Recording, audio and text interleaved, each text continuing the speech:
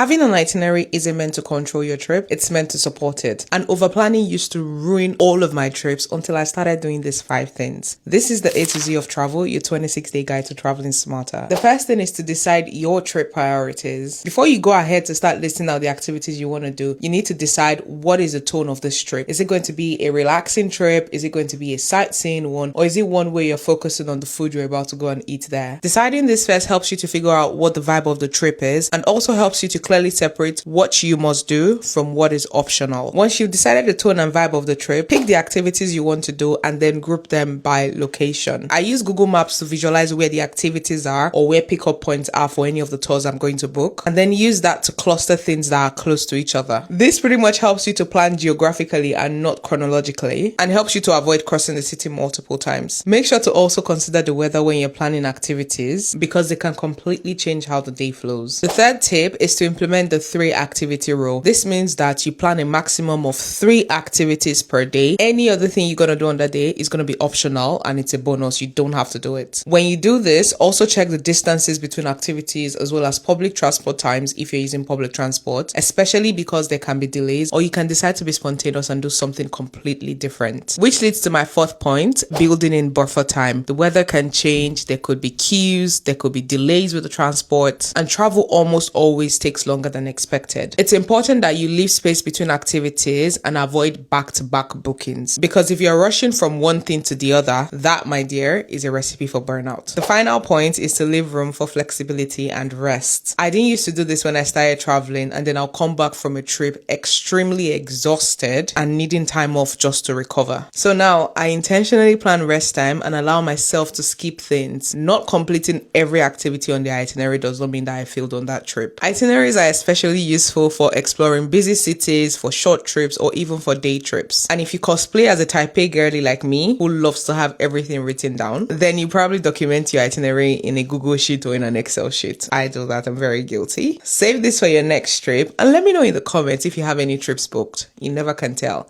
I just might create an itinerary for you.